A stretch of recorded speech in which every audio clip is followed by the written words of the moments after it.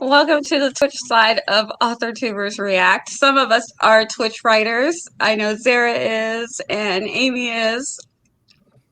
How's everybody doing? Good.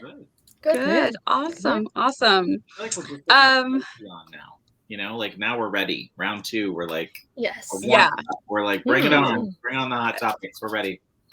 Exactly. Let me click on some of these. I'm gonna reach and just use my. It's so much easier to tap the screen. I try not to, so I don't look like I'm like reaching out at people, but it's just easier. Imagine if it was 3D.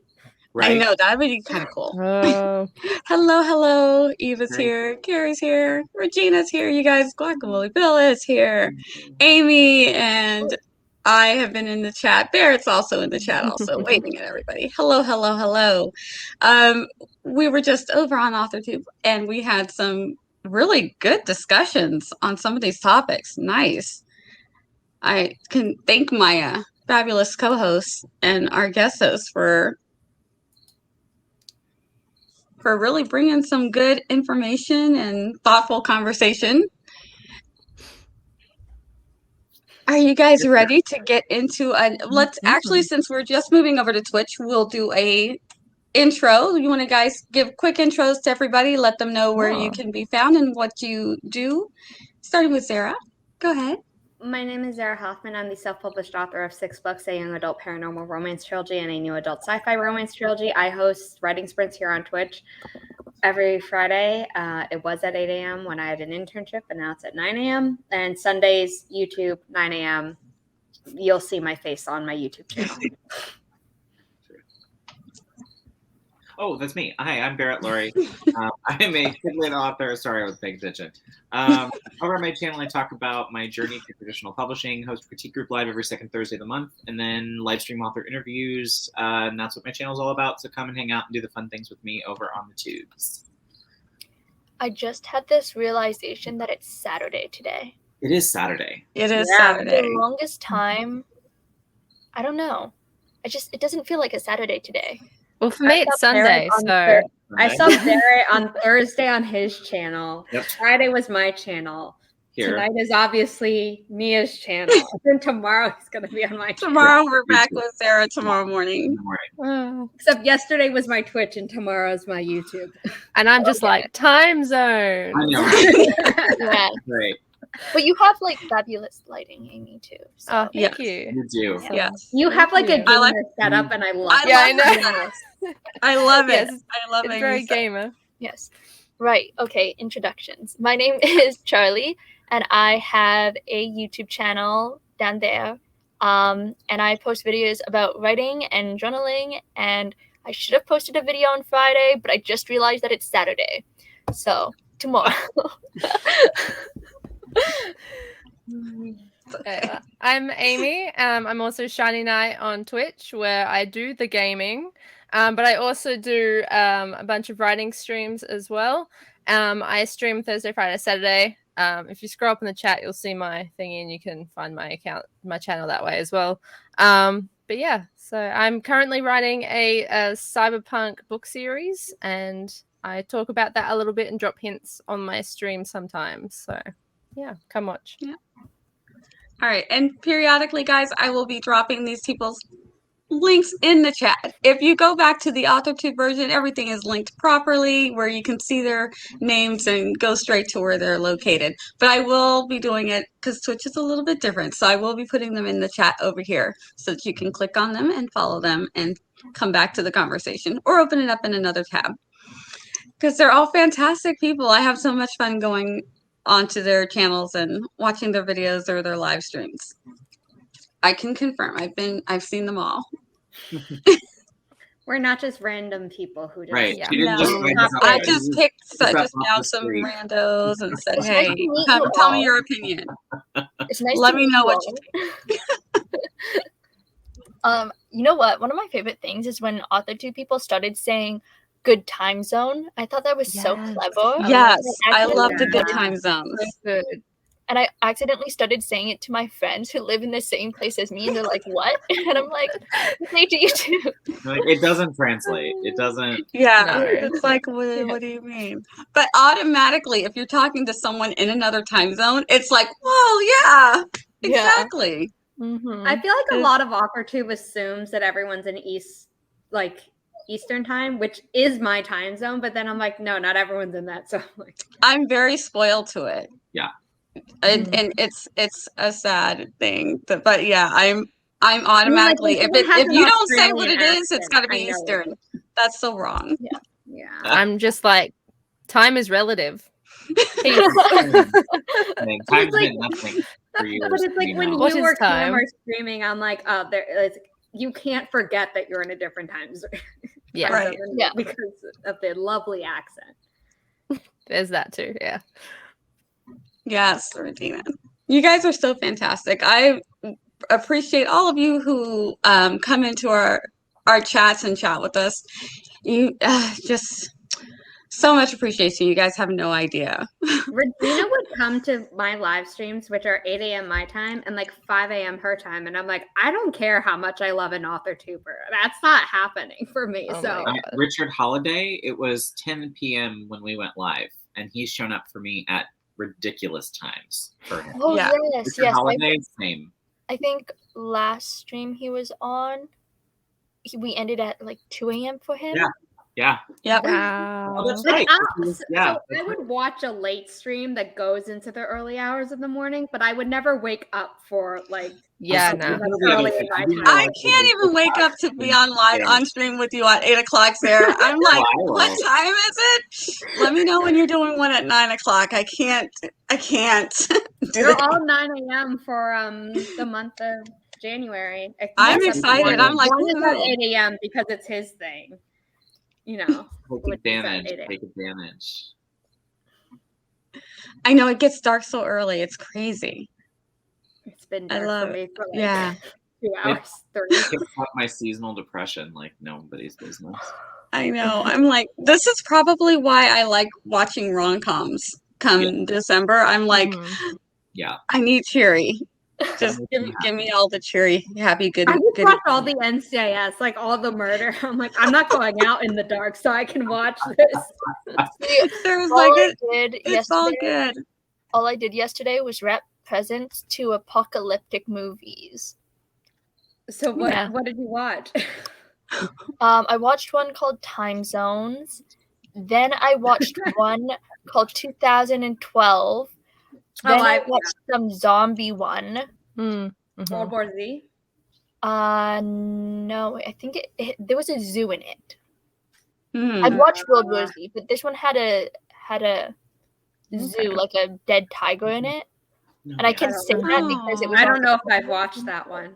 I highly recommend watching Train to Busan. It hits you Oh right my in the feels, and it's the best freaking zombie movie ever. It's my so God. good. Okay, I need to watch that one. Then. It's Korean, but oh my god, it's like masterful. It's I really heard- good. I heard that there is a sequel, but I don't think the sequel is as famous. Yeah. Okay. Yeah, I haven't heard of the sequel. Much. We'll have to make it famous. Yeah. Yeah, I'll watch Dark it, and then corner we of the can all talk about it on a live Yes. and make. It's just gonna blow up. Everybody's gonna want to see it. Mm-hmm, We'll make it happen. Autumn, we just got here, so we just started. The Yeah, show we're has just- begun. Yep, you're right on time. Don't worry. My helper is refusing to sit. Aw, I'm telling you, Right here, just like, hey, let me help. so adorable. Aw. Riley, when I'm Cuddles. screaming, she lies down and she's like, "Don't bother me." And I'm like, "It's mandatory that you make an appearance on Like, screen." I And literally there's only would- so much I can tilt my camera. Yeah, No, if Loki is sleeping on my feet. I can't make my phone will shut, or my laptop will shut. Like when Riley's on my couch, I'm like, "No, I have to pick you up." But if she's like over here anywhere, I'm normally like, "I'm just gonna move out of frame." if I invite my cat onto screen, she will either step on my keyboard or like go somewhere to cause a ruckus. So I have to like run and save her halfway through the stream. It's happened Poor before. baby. Ooh, goody. I'm trying to figure out what you guys might want to. Bring some spice. It's before Amy goes to bed. Let's give her some heartburn. Thanks. Thank you. Feeling the love. What do you guys think about this one? If your debut book doesn't, this is an unpopular opinion. This No, one, not a hot true. topic. Not If true. your debut book doesn't do well, then Nah. you're finished in trad pub. I would hope not. Like, Yeah, I I don't don't know if think there's so. something that goes on in the agenting side. That's what I was wondering, because in my heart, I feel like, no, of course not. Of course you're not finished. But I have a feeling that on the publishing and with agents and publishers, it might not there's be stuff that so happens. good. Well, does it depend though Mm. on how big of a flop it is, right? Like if you took $100,000 advance and you sold 2,000 books, okay, then yeah, you might have a problem. But I mean, I want to say like if Zara, tell us this: if it's a $10,000 advance and they only sell, I don't know, no, what would earn that out? 4,000 books, 4,200 books, something like that. So let's say they got, or whatever it is, let's say they get close, right? They would not be done. They just wouldn't get a bigger advance, right? Or they'd get like a similar advance to what they got before. Right. But I don't think you're done. I mean, I think, Okay, but in the case of like you flopped, like Yeah, well, actually flop. flopped, yeah. the Mhm. amount of stuff that has to happen on the agent side. Oh, I'm sure. I can't even Yeah. imagine, right? I can't So imagine. here's the thing is that traditional publishing is all about track record. So if an author does so badly that, like, let's say the publishing house is like, we can't, like, we like you as a person and we have an option on your next book, but like we can't afford to gamble on you again. We're gonna let you go. Goes back on submission. You try and find another publishing house. If you can't, then you can pending. Mhm. Yeah. You try that, or you try a different genre. If you have a really good agent who has good like connections to other places, even the same publishing house might be like, okay, we'd be willing to try this author in a different genre. Or But maybe like you category. can't do this. You can't do the Mhm. same genre at the same house, basically, if it's a real big flop, because normally they're not going to want to try again. Right. If they put a lot of money into you the first time and it flops, then Or it doesn't matter the amount of money; it's how much you flopped in relation to the amount of money. Like Barrett said. So if they only put out giving you a $5,000, if they only put out $5,000 and you flop, then I mean, Yeah, that's they're still not versus a $250,000. or even 100. I even think 100,000. I feel like when you get in that six figure is when I'm almost scared of that big of an advance, right? Like if I were to get a first deal, I almost wouldn't want it to be that big. I mean, obviously my agent would, but I wouldn't, because I think the pressure would be 10 times as hard to sell. Definitely. Flop, you have a way easier, further way to fall than you do from a $10,000 advance or an 15 somewhere in there. I'd rather fall from that branch. Yeah. Yeah, I do not know too much about like agency side of things, so. But yeah, I too can imagine that it wouldn't be good. Yeah. I'm still waiting for this one series that I started reading to come out, but I don't think they're making a second book, which is really sad. But it was a series. What is it? It was called Tomorrow. I didn't see it. Yeah, it's apocalyptic, but it's also about time traveling. And it takes with you. Oh, the and the apocalypse. reason only recently. And the reason why I started reading it is because it takes place in Canada. So I thought, hey, I'll just like look at how interested we all are when apocalypse that takes place somewhere else. I know, we're all like, Tell us. We've been in an apocalypse for years. I don't even know. I think I gave up on getting a sequel, so I ended up flattening my flowers in it. You should watch Travelers. You'd probably really like Travelers on Netflix. It's good. Maybe. I think it's Canadian. It's time travels, apocalyptic kind of time that they've come from, and they're trying to fix things. And then it's timey-wimey stuff. But it's really, really good. Timey-wimey. Yeah. I love that we all know what that is, even if we haven't watched Doctor Who. We know. That sounds amazing. Yeah. No, if you want a post-apocalyptic thing that is not American, I highly recommend the Metro series. I'm reading the book at the moment and I'm playing the games on my Twitch channel. but it's set in Russia, Nice. post-apocalyptic Russia after Oh, stuff went to hell, and it's called Metro because it's about what they think is the last of humanity stuck in the Moscow metro in Russia, and how things start to kind of go a bit crazy and things. Yeah, it's really good. The That book's does really, sound really good. good too. interesting. Yeah. Sounds great. I have to pace out my apocalyptic stuff Yeah. though. Yeah. I'm reading quite a few just because I joined a couple of book clubs, and I'm like, oh my. I'm Yeah. like, where's that middle grade? When is the middle grade book club starting? Because Yeah. Oh I'll no, do it. ooh, Yeah. these books are, I love them, but ooh, they go deep and they go dark. Mm-hmm. It's Yeah. like, oh, I need some happy. Can Then I even it out by watching like some like cartoon show, like some cartoon Yeah, yeah. family movie, and I'm like, oh, I love this, and I try and get my little sister to watch with me, and she's like, where are the live people? I need some older things. see, and you just need to cleanse the palate. Yeah. Yeah. Can we piggyback off of this hot topic? Do you trust me to throw one out there and not get us in trouble? Okay, don't get us in trouble. Go, Barrett. But off of this topic, because Zara talked about this on my channel the other day, just in passing, but I think it happens a lot on Authortube.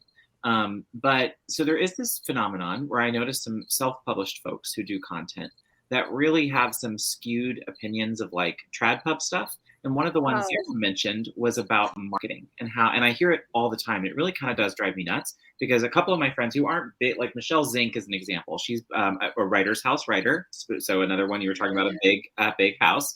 But I'm she's trying to get an internship there, so fingers crossed. I'll Everyone. fingers I'll find out next Yes. month. So the major house, but she's sold, big houses, I think 8 or 9 books, right? And now she's doing IP because none of them really took hold.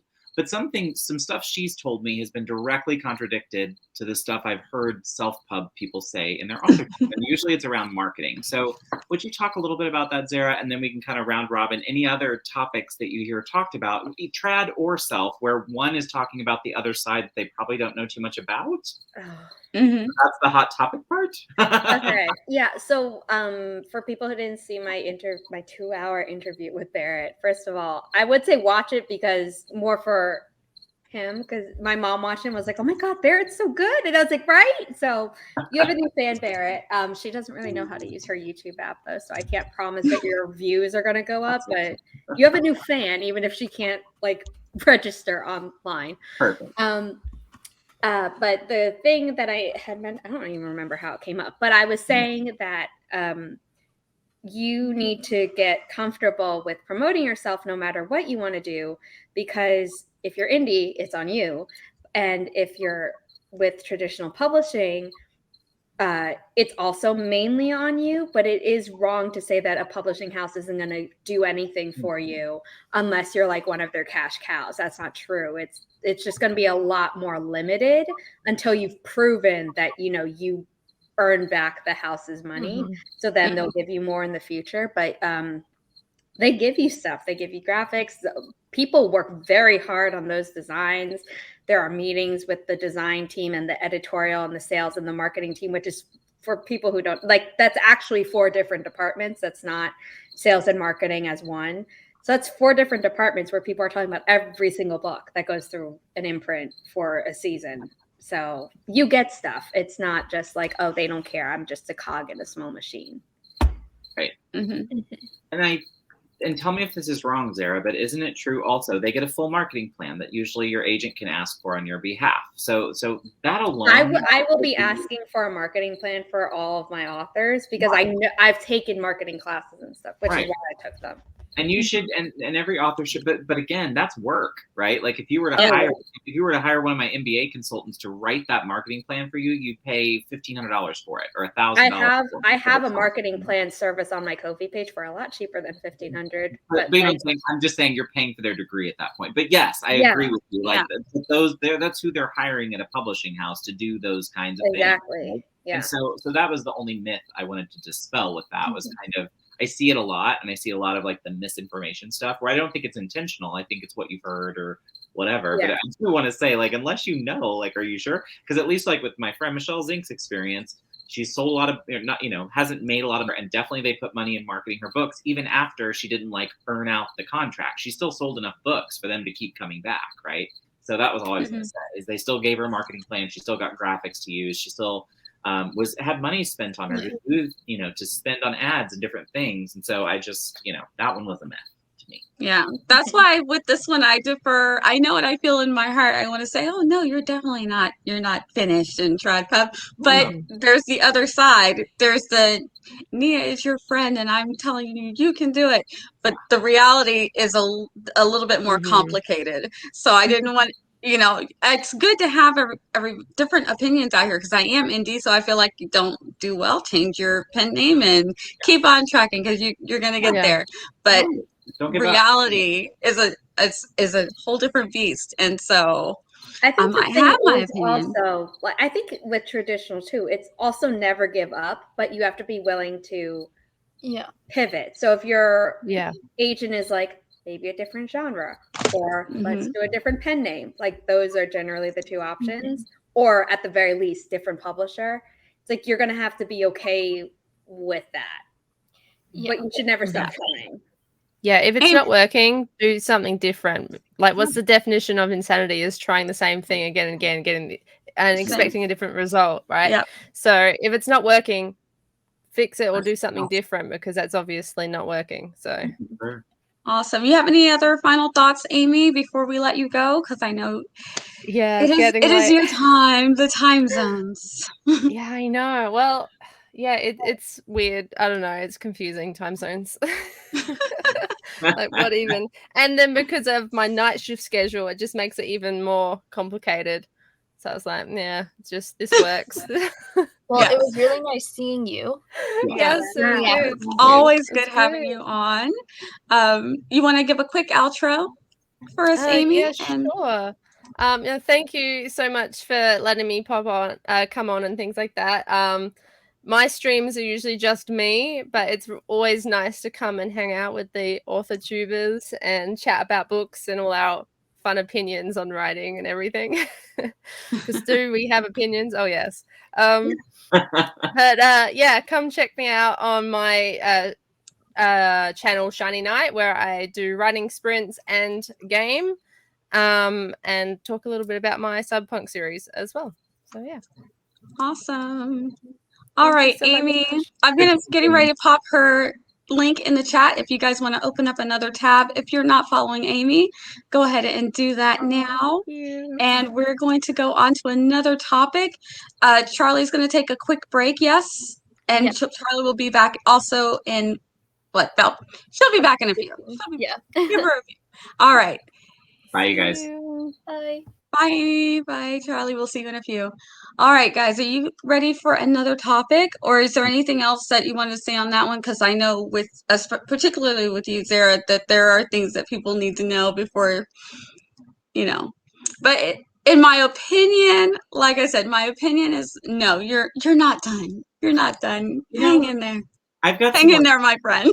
I've got a question I can ask you that'll be just that I'm just curious to know. I was on a stream with someone who was telling us a story about how they got agented. And so they sent 10 letters out of a book to 10 random agents, and they got offers from 8 of them. And it was for a 200K multi-POV fantasy story. And the person got all the way to submission, had an offer, and turned it down because the publisher wanted the rights for like their lifetime plus, which is also something I've never heard of. Now, this person's a self-published person that I'm not sure this is true story. So that's why I was kind of curious about, like, A, does any of that sound plausible to you? But mostly the lifetime plus part. Oh, are you muted? Are you muted, Zara? Did we mute her? Sorry, I muted myself because I was with my water bottle. Oh.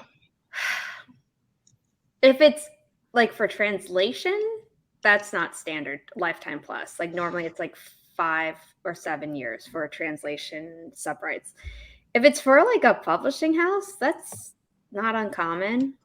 Like you should make sure that your agent has gotten you a clause in there that, you can get rights reverted to you in case something happens. But right. But that's the whole gig of traditional publishing. Like that's. But them assuming that they have your book for like perpetuity until it goes into, public domain. Right. Yeah. That's the point. Sort of a game. Yeah. Yeah. Yeah. Okay. No, that helps. Why would you turn that down? Odd. Doesn't that seem like, why would you do that though? So Yeah. I'm like, that doesn't sound like a good deal to me. it doesn't. It doesn't.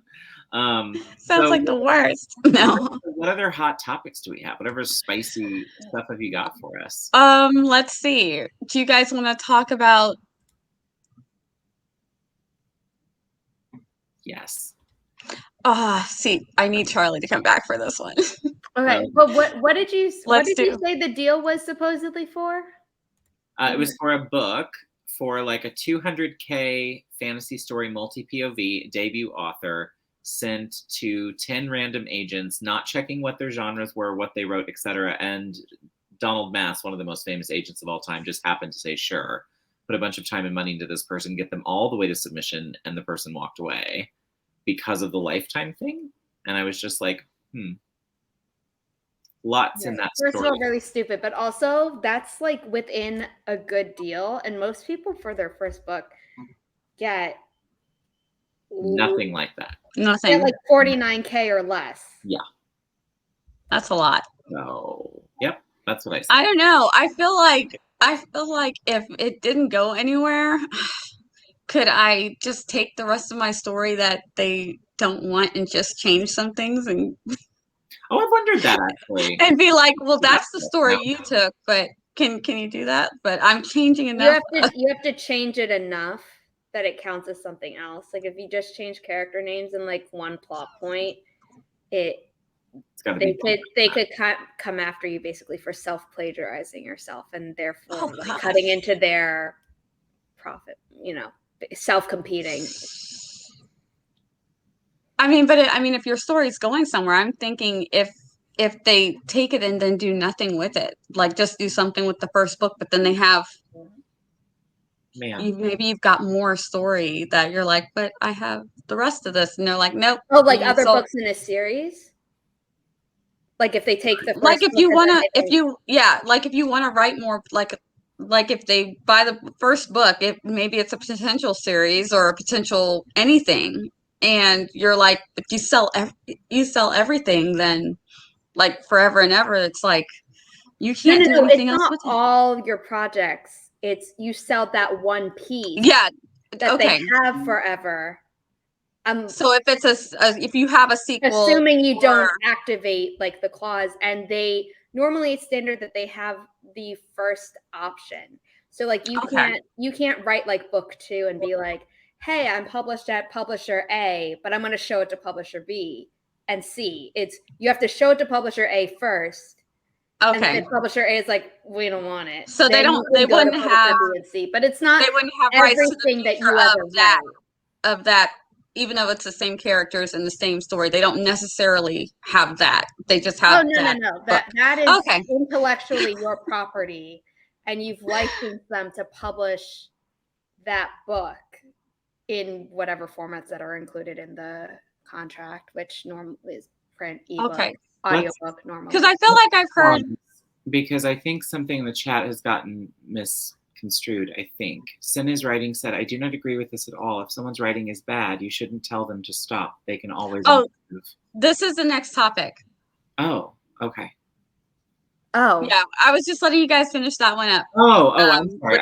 Okay. I was like, I'm very confused by what. Yeah, I was like, whoa. I was waiting for you guys to wrap that one up, and then this is the next topic: is too many bad writers are trying to break into publishing. See when you had popped this. I've been looking at your face. You're good. Yeah, I do that too. Wait, I have to say, okay, go to the chat. Go to the chat. Sorry, friends. So okay. Now I'm. We're with you now, Sin. We're tracking. Oh, jeez. So to that, Sin says this. I do not agree.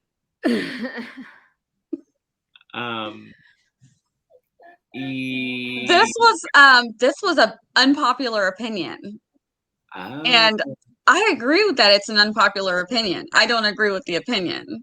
Yeah. Because I think you're gonna get people can get better. Opinion back up so I can see the wording, so I know what I agree or disagree with. I probably disagree with the whole thing based on what other. Too many bad writers are trying to break into publishing. Someone needs to tell them to stop. Oh.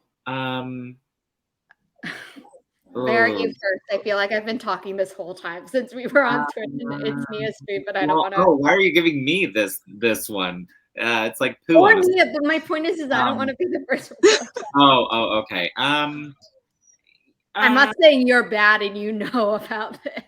Yeah, no. I didn't mean that. I didn't think that. I just was like, oh, tough topic. Yeah. I mean, yeah, no, I never. People can always improve, right? And yeah, first of all, who are the people telling people this? Like, who? Yeah, who gets to tell you if you're bad, if your writing's bad? Also, what if someone's writing is bad to you, but it's good to somebody else? Exactly. Like, isn't that? Or a different book intended for a different audience. You're not the audience. You know what I'm saying? Maybe, or yeah. I'm thinking in Beach Read by Emily Henry. If it's a rom-com adult fiction, if any of you have or haven't heard of it, and basically the two characters meet up again as like adults, like outside of past college, whatever. And one of them hates the other because the other like was pretty rude in a writing critique in their college writing group. And fast forward to when the main present of the novel exists, they write different genres. They're not each other's target audience. So like, just because you're in a writing group doesn't mean that like what they say is like 100% law. Right. Do they read the same thing you do? Do they know the beats that are expected? Do they know what's the payoff should be at the end of the story because they read in that genre, or are they just a reader? Because there's a difference. Yeah. Oh, 100%. Write in your genre or not? Because again, that's a difference. And then category, right? Nia and I could both write horror, but maybe I write middle grade horror and she writes adult horror. Well, that's two totally different expectations too. So our notes for each other probably wouldn't be as strong as maybe Zara and hers would be if they both wrote horror as adult author horror. So you know what I'm saying? I think that kind of comes into play too. Yeah. So this is one I'm like, I saw and I just let, I don't want to yuck anybody's yum. If that's your opinion, I don't know. Are you telling people that they should stop? Because I'm not telling anybody that they should stop. Like, you're just not good. Because maybe you're just a different kind of writer. And people write for different types of things. And, publishing's going to decide to publish what they want to publish. Whatever's hot, whatever's popping. It doesn't have to be great. And we've all seen those novels that break every rule that we're over here on Authortube. And they say, don't do this and do that and do this. And you will see these breakout books that break all kinds of rules. And not only are they very well sold books to the mainstream, maybe Authortube and Booktube might talk them down because they're not the best written, but mainstream America and around the world is eating it up. We talked about 50 Shades on the interview on Barrett's channel, and that case is kind of special because they plucked it from self-publishing and didn't do any other edits for it. So it wasn't the publishing house being like, yes, this is the quality we agree with, which in my mind, I was like, why would you do that? But it always boggled my mind. I assumed it was rushing, right? It was just rushing to like get on the craze, because I've wondered the same thing. They couldn't edit pass or two, and maybe I'm like, why didn't this? Yeah, they didn't. They just wanted to start getting the money from it. But going off of what Nia said, where it's like publishing's going to publish what they publish. Yeah. Bad writers are not going to be picked up. So while you may hate all the red flags in Twilight, which I'm one of those people, you might not think it's the best written. It definitely has some horrific sentences like ha ha ha ha ha, arrow, cackle, or whatever ha ha ha, Arrow laughed, ha ha ha, he chuckled, or something like that. Yeah, it's just like clearly there are some gems, and by gems I mean some real turds that are like in traditional publishing. But people love these books. Love them. But in general, you have quality, where it's the story's super engaging, the characters or whatever. Their typos always get through, unfortunately, no matter what. But like if something is really, really bad in general, they're not going to make it in. So you don't have to tell a bad writer to stop. because either they get better after all the rejections or they give up, which Yeah. Or they just keep writing and say, you know what, I enjoy doing this, so I'm just gonna just do it for myself, even if I'm the only person who likes it. Or they're gonna be like, oh, I'm gonna self-publish this, and then they might find a niche of people who also they find people who like it, or they're gonna be like, oh, no one liked this. Well, then the publishing was right. So there's no reason to tell someone to stop writing. Traditional publishing can be like, we're not going to publish this at any step along the way. But there's no reason to tell a writer to stop unless it's like you're violating the fighting words clause in the Constitution, which is not protected by the First Amendment. So please stop doing that. Or like a publicity person being like, please stop digging your own grave on social media. Like that's one thing, but no one's ever going to tell someone to like stop writing like books or whatever. Editing might be like, this is a lawsuit waiting to happen. We have to change that. But it's Or your agent could say to you, you could write an amazing book, right? And turn it into me as your agent. And I could say to you, here's the deal. I can go out and sell this for you. But boy, half of the country or half the people out there are going to hate it and hate you for it. So as long as you're okay with those consequences, I'm going to go sell it because I'm about making that money. It's what my job is. But here's the thing. You've got to pay you got to pay the ticket at the end of the night. So as long as you're okay with that, cool beans, write what you want. That's my belief. But I agree, we should not violate the Constitution. So let's not talk. Or don't, if you're going to violate the Constitution, don't be like, I'm protected by the Constitution. It's like, buddy, that was the exception. Should have read the First Amendment. Yeah. And you picked it. And you did it. Although, let's be honest, my gosh, I love what you don't read in general, so they're definitely not reading the Constitution. I know. Throwing it out there, like it's like when people do something and they're like, I'm protected by this. I was like, no. You just, but it's like, okay. nobody. Yeah. Yeah, no. I love what Eva says. They self-publish and blame their lack of marketing rather than the quality of the story or novel on the lack of reads. Yes. Yeah. And if it makes them feel better. Publishing like already some of said my old writing I would never dream of putting out without being completely re-edited or rewritten or whatever, because I'm like, this is bad writing. Like, this isn't something I can be like, oh, I'm in school, so I haven't had time to market it. It's like, people who've read my books on Authortube are like, oh, they like it. I was like, okay, cool, because part of me was starting to wonder if it was like, whatever. And then it's like, oh, no. But yeah, you're right. It is people. It's called something in social psychology. And I took this class like 5 years ago. So the fact that I can't remember the term is frustrating, but also not surprising. But it's basically like if other people mess up, it's their fault. But if you mess up, it's never your fault. Yeah. It's like the flaw. Obviously, that's not true, but that's like the framework. And it's called something, and I can't remember what it's called. When I was teaching, or like even college classes, it was the old like, my kid. It could never be my kid that did the thing, and it's like, oh really? Because that little shit has been a bastard all year. But but whatever. Oh yeah. Yeah, and this is real. I have that every day of my life. And a touch of that. That's why I have a YouTube channel. Oh my gosh. So, Charliee is back. Welcome back, Charliee. Charliee. All right. Did you have any thoughts on this one? Too many bad writers are trying to break into publishing, and someone needs to tell them to stop. No. Okay, sorry. No. I would just say that writing's subjective. So, like, things that I think are badly written, other people may not think are badly written. Agree. Agreed. That was the shorter version of what we just talked about. Yeah. Charlie's like, let me wrap this up for you guys. She's like, I'm rolling in here just to put a bow on everything. Yep. This was a cute one. Or I say it was a cute one because so true. Strad book covers are suffering from same book syndrome. The covers, they all look the same. Definitely in some Yeah. Yeah, I think I this don't know what. YA fantasy for sure. I read a lot of that, so yes. Yes to YA fantasy.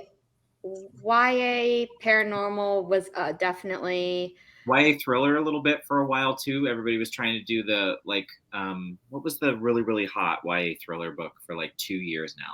They've done a sequel and now it's going on Netflix, and so I feel like everyone tried. One of Us is Lying. Yes, everybody had that look happening for. Oh, that book made me so angry. But anyway, like I think YA falls into the same books cover syndrome a lot more than I would ever say adult or actually Yeah, no, I think so. children sometimes like but the illustration style is almost always different. So I feel like while you can say like, oh, there's similarities and clearly there's a trend here, like, okay, maybe dragons are big right now or something, like I would never say that that's like same book cover syndrome like I would for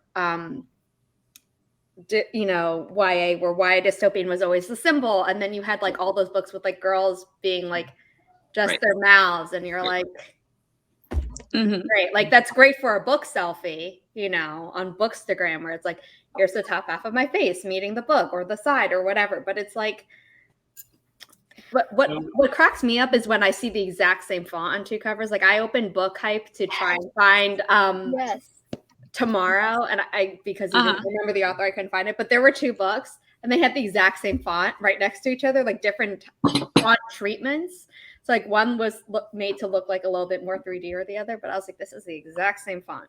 So these are all technically YA fantasies from 2021. Blood Like Magic. Blood Like Magic, which is so good. Wings of Ebony. This one was to me very like different, but now a lot of people are doing this look. So I've noticed it's now getting on lots of others. Yeah. And then this one, which I truly bought and ended up liking the book. So that was like, oh, that was a surprise. Okay, good. I get Wait, you did like it or you didn't? Yeah, like it? I heard some people didn't. Give it like 5 stars. I liked it. I didn't think I'd like it at all, but I did. Yeah, no, because Brie Bonomo like really didn't like it, and I was like, oh, I guess I'm not going to read it. But if you like it, maybe I'll give it a chance again. I gave it like a 3.5. That's another topic. We'll talk about that one next. Okay. For the longest time, I got Lore and the book. I think it was like Gilded Wolves or something. The Gilded Ones. I loved that one. The Mina Forna. There's no, it's the one. There's two. There's Gilded Ones and Gilded Wolves. I think I might have both of them. I think it's part of Shadow and Bone. Oh, okay. Oh, the one of Shadow and Bone. That's they're called something else. Oh, yeah. It's not. Oh, oops. Wait. What are we talking about? Just a book cover that looks almost exactly like Lore, except for the name is different and from a completely different author. And I thought it was part of Shadow and Bone series, which is why I didn't end up picking up either of the two books. Was it this one? Because this is yeah. Oh yes. Okay. Rule of Wolves. Now I see it. Barrett, that's what I was thinking. Now I see it. Now I see it. Yeah, for the longest time I got those two completely confused, and someone said that Rule of Wolves was part of a series I didn't read, so I didn't pick up any of the books because I thought they were the same one. I see it now. Yeah. But I have to say, I feel like some indie authors, not all of them, also try and follow trad publishing layouts just because it's what catches the eye type of thing. Yeah, one of the videos that I watched about it. Oh, go ahead. What's that? Also, that's what a lot of advice says. Like I think adazing.com and a few others. And Creative Indie, and there's one other that definitely says it. I can't remember. And they tell you to do that, at least for in the indie area. Some of the videos that I was watching about a year and a half ago back when we were heavy in the Panini, that's a lot of advice that I saw. I even watched one video where she takes you through and says that this is what the books look like. So if you want to fit in, you need to have something similar, but you have to find your own way to make your book stand out. But yeah, then she kind of like opened up I think she opened up Amazon, and you could just see all of them almost identical. So she's like, I'm like, don't you want to be the one that stands out, or is the one that stands out going to be the one that they're like, what is that? And keep scrolling. I don't for me, the one that stands out is what I look at. And then normally they lose me somewhere in the book description. I'm like, oh, this is not worth, like cover, book description are what get me. And people who like say that a cover doesn't matter are lying to themselves and to you. And people who say the book description doesn't matter also don't know what they're talking about. That's not a hot take. That's just true. Same. I feel like books though have always shared like covers. Like I feel like Percy Jackson and Harry Potter, which came out, did they come out at similar times? The first book came out in first Harry Potter book came out in 1998, and the first Percy Jackson book came out in 2004. Oh, oof, big oof there. But I feel like some in the same genres, like they. But still it's the exact same target audience, even though people had like grown up by So it's not. There are like same way with genre tropes in the actual book. There are genre tropes for like the covers. Yeah. Because the covers set the expectation. So you should be able to tell a genre of a book by the cover. And if you don't, then the cover failed. Yeah, and if it's the original cover, you can normally tell what year it's from because of the trope.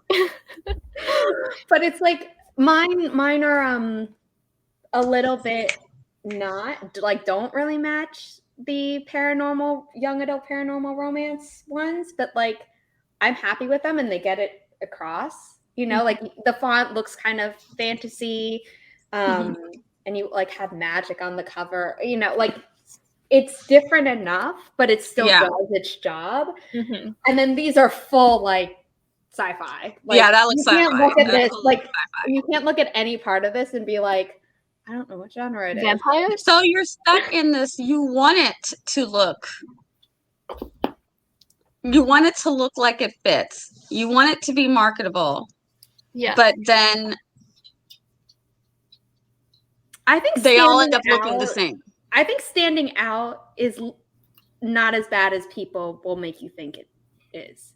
Yeah. Because they're saying that like you don't want to be so out there. But I think they're missing the caveat that the point is that you don't want it to be so out there that it doesn't look like the genre.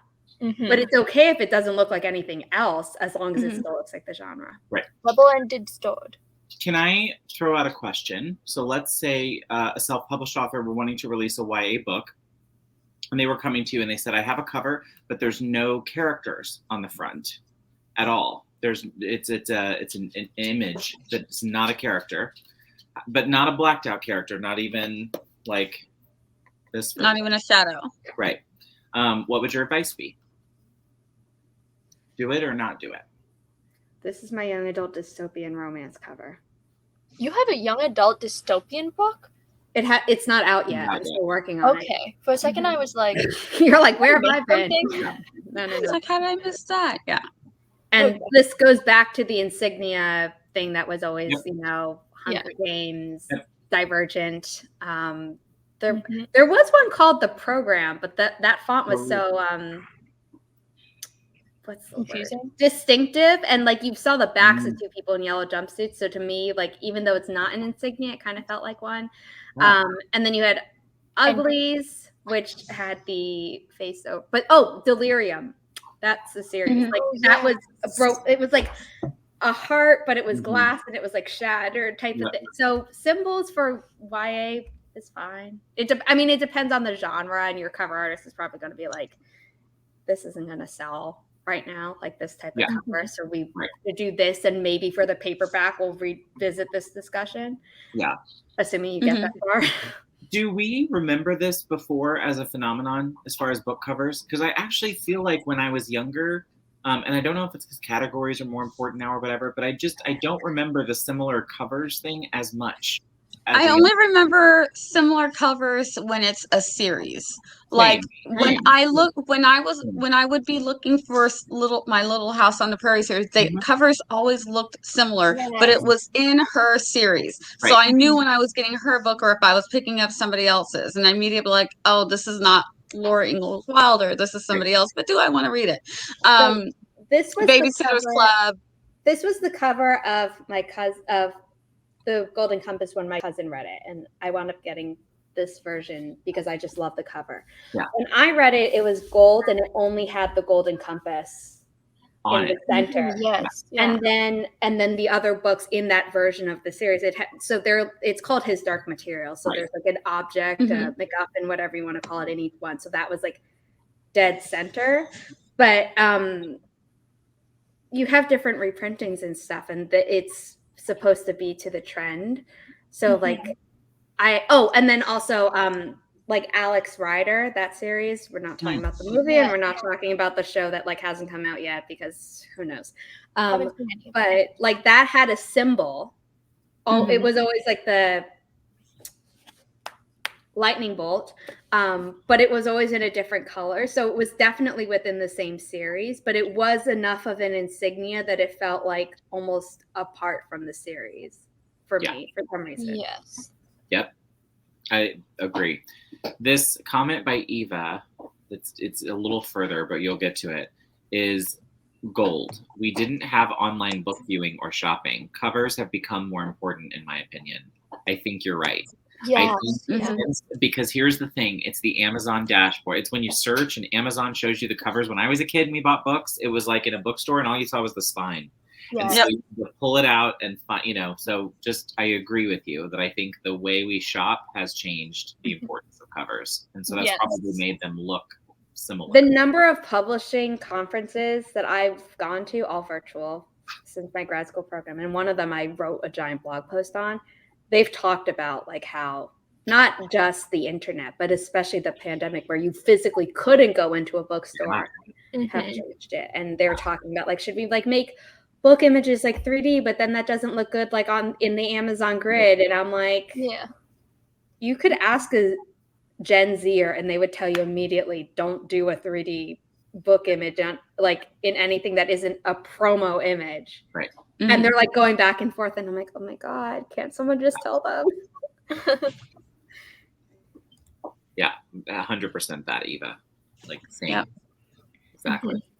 But I love spines that look the same. It's just, they look good on I my like- bookshelf, okay? I like designer spines. Like if you've got a 3-book series and who does I can't think of her name.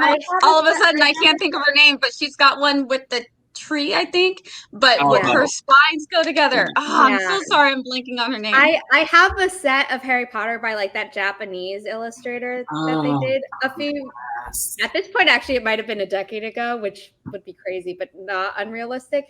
And it's Hogwarts Castle, and I actually left it at my mom's place, so I don't have it on my bookshelf here yet.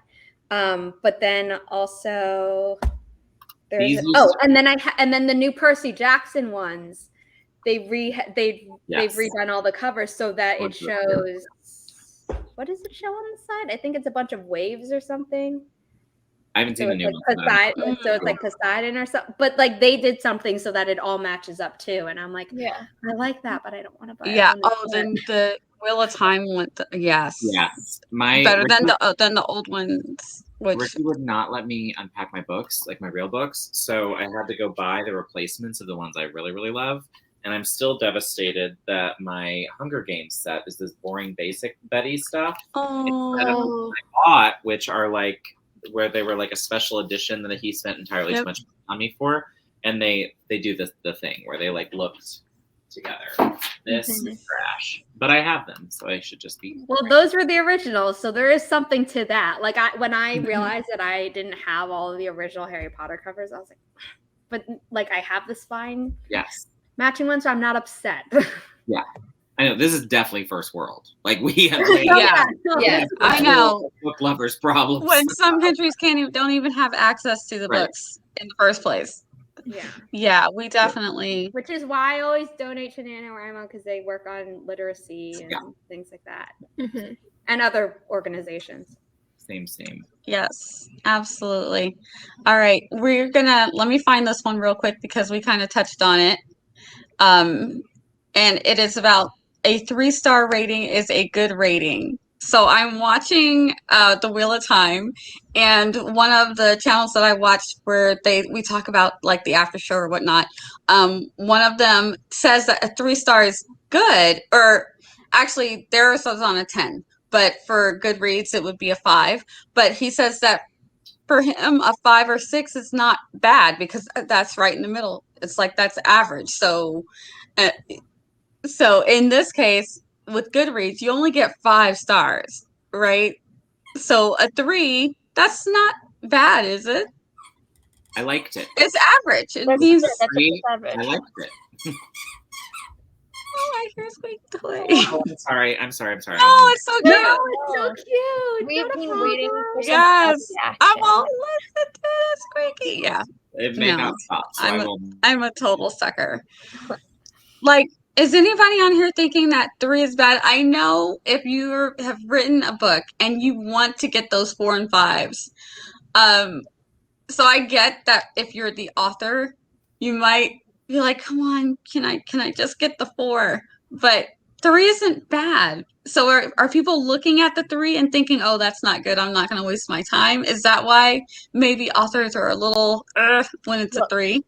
If there's okay, I know we're talking about books here, but if we're looking at IMDb and I see a 5 rating out of 10, there's a huge jump between a movie that's rated 5 average and a movie that's rated 6.4 or 7. Like the jump is huge. But I think with books, 3, 3.3, 3.5 or whatever, I think like up to 4, the ratings are just kind of like the same. Like I'd enjoy a book that's a 3 rating just as much as I'd love a book with a 4 rating. And just 5 is the exceptional. I then. kind of disagree. I Okay. think that 3 is I liked it. I think 4 is I really liked it. 5 is like I will probably never shut up about Right. this. I think 2 I probably wouldn't click on, and 1 I'd be like, oh, what went wrong? Like morbid curiosity of reading the reviews, but not enough morbid curiosity to like waste my time and read a book that like I know I'm not gonna like.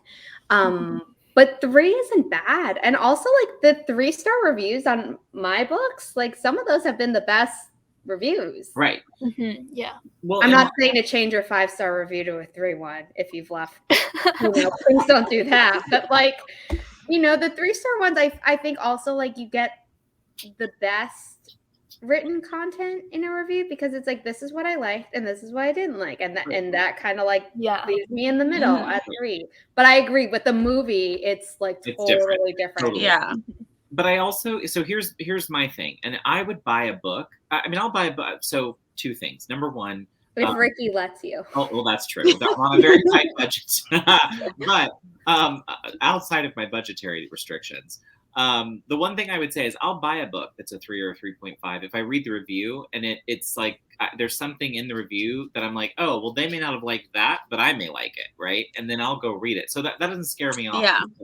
Plus, I feel like I accept a little more of the subjectivity, assuming that the person that's gone to Goodreads and left that review is a like us person that is not just like rando that got on IMDb, which I'm not like attacking the IMDb thing. I just think it's a little more like you're going to get more random people who are just like, oh, it wasn't my thing, it wasn't whatever, instead of just movie people, right? Like, which makes it more like Rotten Tomatoes, for example, right? Where it's like, I don't even care about Rotten Tomatoes. Like I'll glance at me either. IMDb if it's something I'm already looking at. Yeah.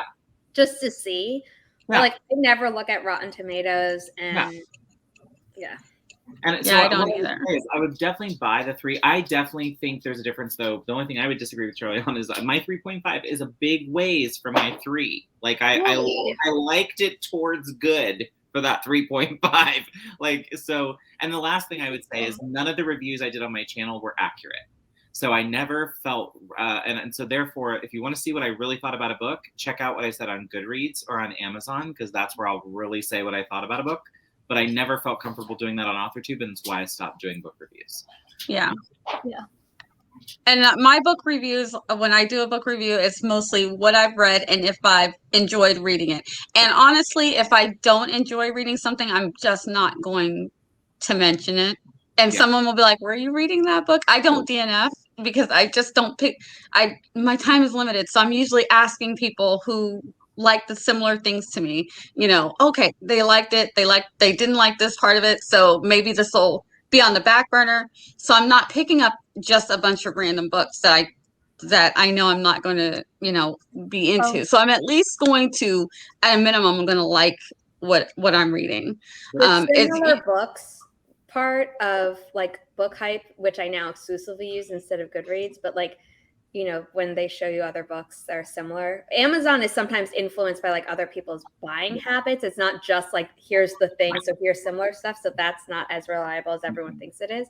I don't like it. That is almost always a good way for me to be like, here's a way I can find another book I like, which is not helpful because my TBR is already way too big. But it's like, other than that, it's always friends' recommendations for me. Really? Yeah. So for me, it's all Instagram, Bookstagram. Oh. I will use Goodreads to post reviews. Very rarely, but I'll post reviews on Goodreads if I like feel really strongly about a book. But yeah, the 2020, like, I don't know, some of the lists on Goodreads, I'll be like, I want to read a book. And then the books that they give me are all books that I've read before when I was like 15. And I'll be like, that's great.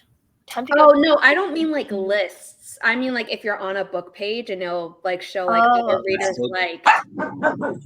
Okay, yeah. So I haven't found those lists helpful at all, which is why I go to Bookstagram and I'm like, pretty cover. Okay, very pretty picture. I try to avoid Bookstagram because of that. Really? For that very reason. It's like if I go off based of like pretty covers, period, regardless of genre, then I'm gonna be like, I've just tripled my TBR like immediately. See, then I go to Goodreads for the reviews, and then I see the 3 stars, and then I'm like, okay. Okay, so you do have a way of like Yeah. culling the list before. Yeah. Like, Though I think, to be honest, I think I've only rated one book that I've ever read a 5-star. Oh wow, really? Yeah. I've done a couple. I've had a couple, but And I've been a little not too generous because there are books that like I've cared about like for most of my life, but I'm looking at my old not my old, I've hidden the page on my website where I have all the book reviews, and I definitely gave 5 stars to, you know, certain ones. But yeah, I had a few DNFs on my website too. That becomes a thing when you know authors too, right? Like when you make friends that are authors, then it gets weird too because it's like, ugh. Loved your book.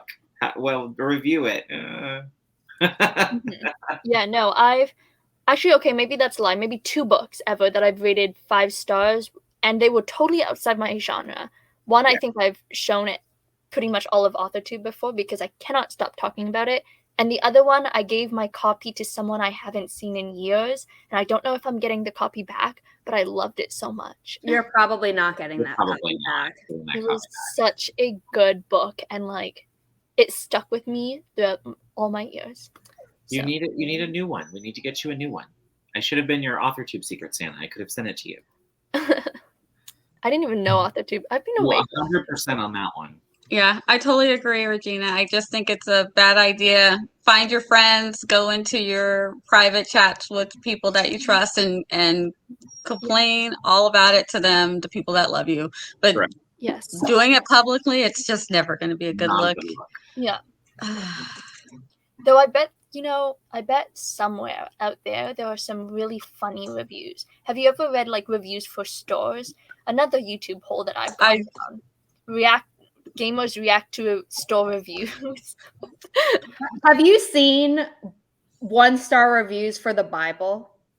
No, I haven't. What? Oh my god, that is so funny. No, but I have a feeling I should read this. Oh, yeah. It was a YouTube video. This one guy was like, or person, I don't remember the gender of the person, was reading like 1-star reviews for the Bible and I think Romeo and Juliet. Like they were doing 1-star reviews of like universally loved stuff, and it was just really funny. I mean, I some of these things will get you canceled. Like that. I have some books that I don't like, and I'm like, I'm not gonna say what they are because some of them I know people love them. And I'm like, if I don't like something, I also like just don't acknowledge it. Once I've realized that like I don't like it, unless it's like Twilight, in which case it's like I feel like people need to know that it romanticizes red flags. Like here's the thing: I said one thing about Twilight in a joking way on Twitter. Don't do it. Holy hell. Don't do it. No. I've never had so many mentions in like a 3-hour time span. Than Wow, the popular. time Yeah, I people That's love that book, awesome. and all I will say is I'm happy for people who loved it and enjoyed it. whenever the last book came out. It was like last year. The updated latest Midnight version. Sun.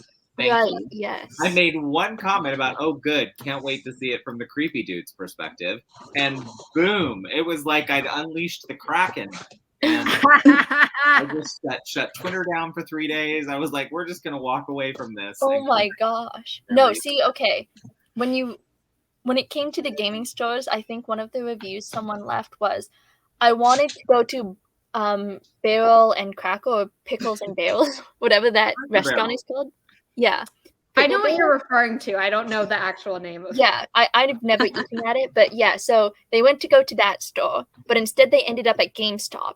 So they were really annoyed and gave the store 1 star.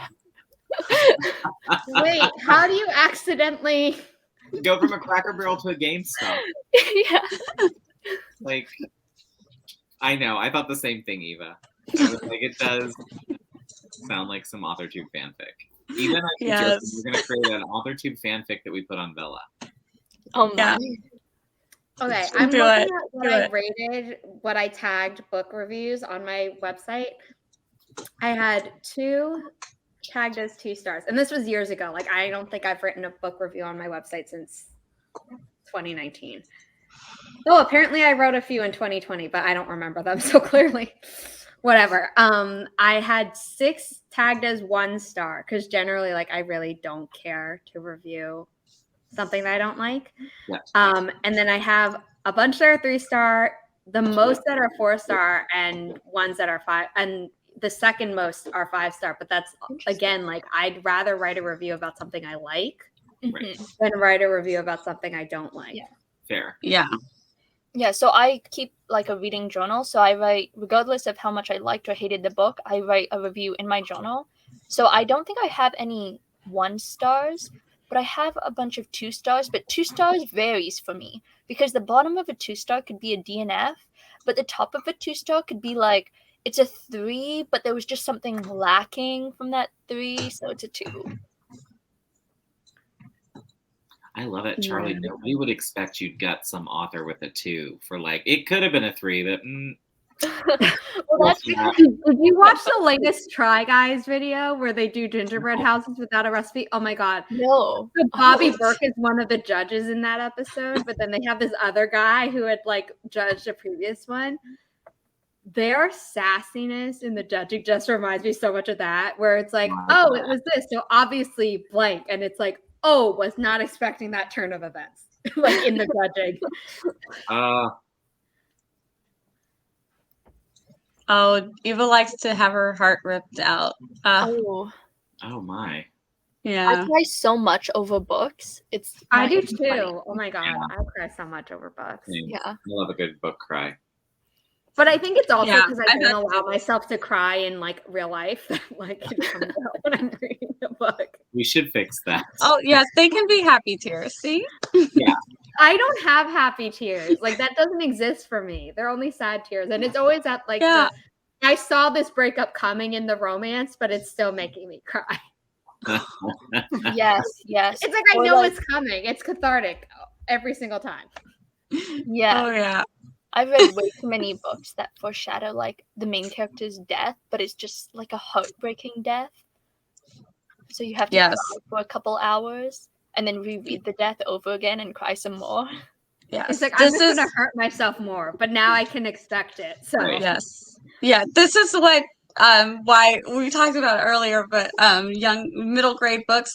This is why you got to ease the kids into these things because I'm telling you, Bridge to Terabithia was the Terabithia, brook that's Oh why my I was God, like, that Bridge broke I was like, oh me my as a God. small child. I was It like, is. I have no idea what happens in that movie. I never finished it. Oh, the oh, book. you gotta Oh. watch Someone dies. or read the book. Okay. One or the other. You should read the book because it's You should read the amazing, book. and you should watch the movie because It is. it was good. The I book- this was an instance where like I really liked the book better than the movie. Normally I can be like, I like them like differently. Yeah, adaptations, they're different. It's gonna be different. I'm cool with it. But yeah. Bridget Terabithia like takes your heart out of your body, stomps it into the ground, and then you just are left to watch your heart stop beating in front of you. That That's is so sad. that's what that one is. And I believe it's rated middle. I believe it's middle You're grade. filled with such hope. I think it's a Oh, fifth yeah. grade Listen, reading level yeah. or something. So, Totally. But it's just oof, it was rough. Mhm. Do we? Although Charlotte's Web also is like pretty. Same. But Yeah. but Charles Webb was not as bad, only because even as a small child, I kind of expected it because I understand. I don't know why I understood the lifespan of the insects. So something about it told me. So I felt a little bit like this might happen. I was still sad, but I felt like I don't know if this is gonna end so well for Charlotte, even as a kid. But here's the thing: is that like E.B. White was writing children's fiction, and you know, if you go further back where you have C.S. Lewis, and they're writing children's fiction before like children's fiction was a category, and definitely before YA. You have older books that are now considered children's fiction or YA, but they're so much deeper, and you're like, oh, what happened? Why did we become more shallow? Like, even if you love The Hunger Games, which I do, you know, and you like the premise of Divergent, and you know, before the third book kind of ruined it all, you go back to these older books and you're like, oh, that's because this age category didn't exist, so there weren't these restrictions on it as much. So like The Giver, you know, is mostly, I think, middle grade reading because of the age of the character. And it's just like you get to the end and you're like, that would never be allowed to be labeled as middle grade now. Actually, I think a lot of people label it as YA because of that thing. And it's like, interesting. No, I think when I first read Charlotte's Web, because I got recommended it really young because of the namesake, and I didn't understand it at all.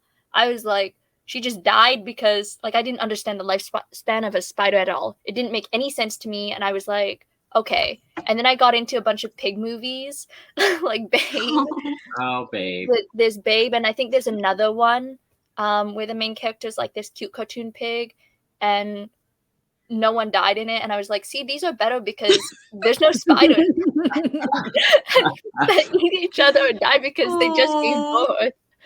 I was like, why are these baby spiders such bad children? I would love Charlie, the child Charlie reviewer. Yeah. No, but I cried in Finding Nemo. Finding Nemo, I didn't miss. Yeah. I was so scared in Finding Nemo that I watched it on VHS once and then never went back to it until I was like 13. That opening is terrifying. Like, I was like, you know, Pixar can make you cry, you know, Up, don't get me started. But like, that was scary. Yeah. I honestly think there are parts of Toy Story, the Toy Story 3 and Toy Story 2, that are kind of scary. Would be scary to a kid. You know, I mean, no, they are definitely scary, but it's like not the opening that like could maybe prevent you from watching the whole freaking thing. Right. Truth. Yes. Oh gosh, the dog thing, and oh yeah. There's a website called I always forget what the website's actually called, but it's like, Does the Dog Die? Oh. Yeah, okay, it is called Does the Dog Die? Oh, and they do it we need to know these things. Yeah, the important stuff. So they do it for TV shows. They do it for movies. They also do it for books. They've been expanding. Interesting. It's a website and an app. I didn't know it was an app. Everything has an app now. Okay, can we name a book that hasn't been turned into a movie or something? Hasn't been turned. Oh, because I want to test and see. Okay, they do it underneath. Books. They have books. Try the underneath. Okay.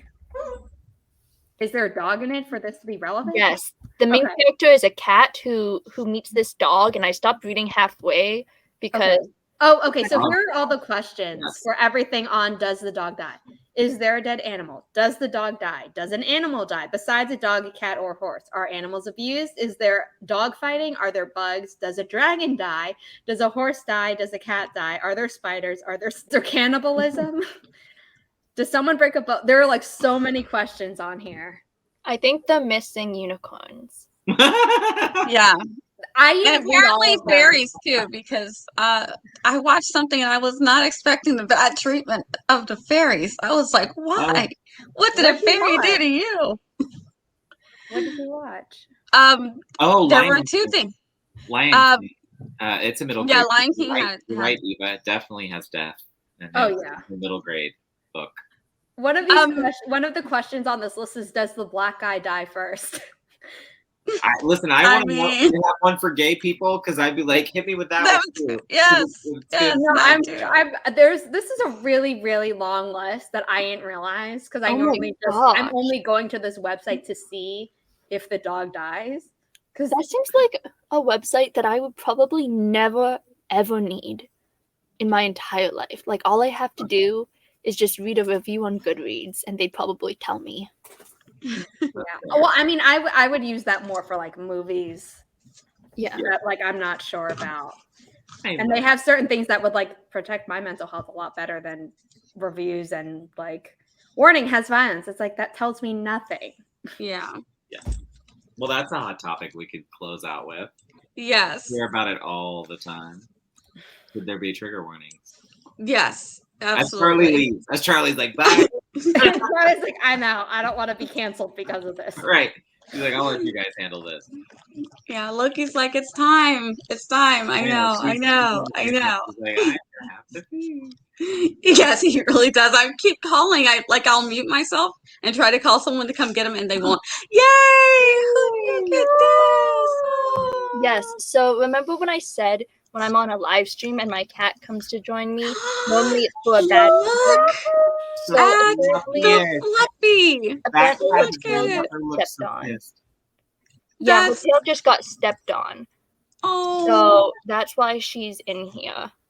Oh, precious. That is the fluffiest kitty ever. I know. I love her face. All right, we need the picture. We need the picture, Zara. It's pet time. We're closing out. I know. I'm so bummed that I don't actually have Riley with me. Oh. I feel so left out. The one with the brown eyebrows or a more recent one? Thank you guys all for showing up for Authortubers React. This one will post on YouTube, and some of us will hang out in the chat and chat with things that we totally missed on the subject or change our opinions. Who knows? Oh, look at her. So precious. So we'll be posting this Twitch side onto YouTube, and we'll hang out in the chat and have some fun. Tomorrow I will be on Zara's channel. Barrett, are you going to be there with us too? Yep, yes. Right early. Awesome. Guys, do quick outros so we can get out of here. So we'll start with Zara. We'll go clockwise around. I'm a self-published author who's on Authortube, which for the past 2 years have mostly been just writing sprints, but in the new year that's going to change with vlogs and sit-down videos. My Twitch is all writing sprints Friday mornings. And I'm the self-published author of 6 books. And I offer a lot of freelance services that indie and or trad authors might be interested in that are on my Ko-fi link, which is ko-fi.com/Zara. Okay, hi, I'm Barrett Laurie. I am an aspiring kidlit writer over on YouTube. I do videos about that journey. I post Critique Group Live every second Thursday of the month and live stream author interviews.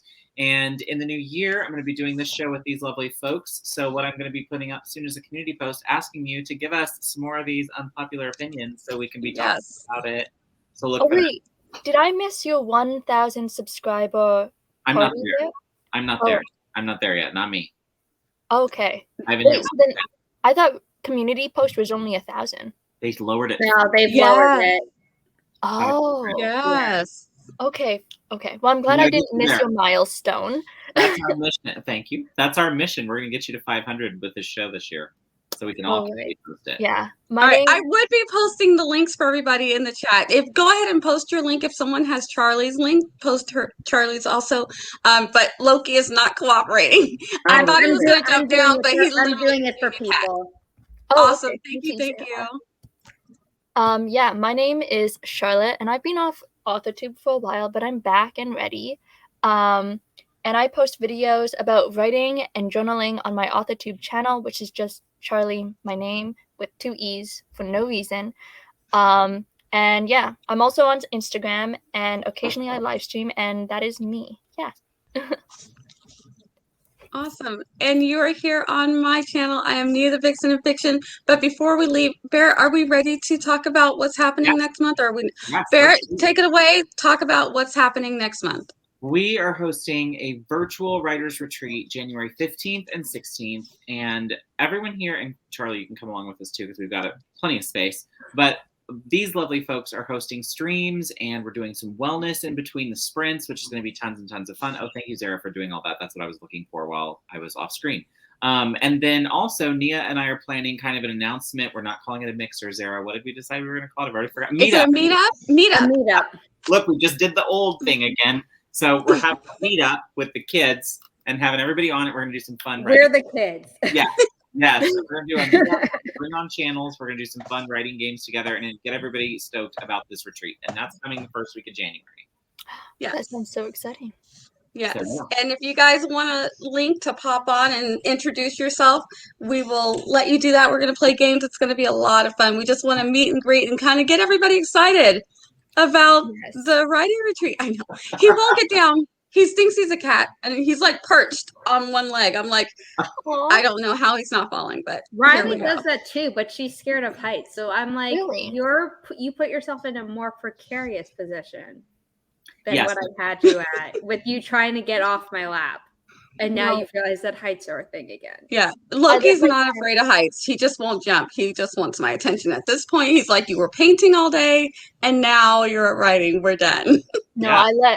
I let my cat go, and now she's disappeared onto the highest point in this room. Oh. Love it. She's I on love her it. mountain, on her pride rock, and Yeah, no, because when I cross my legs, Riley goes up on the one that's higher, and I'm like, you're scared of heights and you're on Pride Rock. Doesn't match. This is literally Loki right now. Yep. I keep trying to push him off. That's what you see me doing, and he's like, no. He's like, but no. I love his When scale. they're stubborn, they like suddenly become an immovable object. Yeah. It's like, you're Mhm. small. How is this possible? The mighty All dogs right. are the scariest. No. You guys have been awesome. Of course, I love streaming with you, obviously, Same. because I've asked you to do this with me forever and ever. No. We're happy. We're loving This it. has been so much fun. All right. And thank you guys for watching. I can't click on any more. I'm like, any more comments. So I'm so sorry, but I do see you. And thank you for coming. I'm going to try and close. I'm like going to shove him off. Okay, he won't fall. He's very not scared of heights, but I need to close this out, Loki. We'll be here forever. Tail. It's so curly. All right. Oh gosh, let me try. Okay, I'm trying to do this. Bye. Bye. Look how long you're making them wave, Loki. Bye.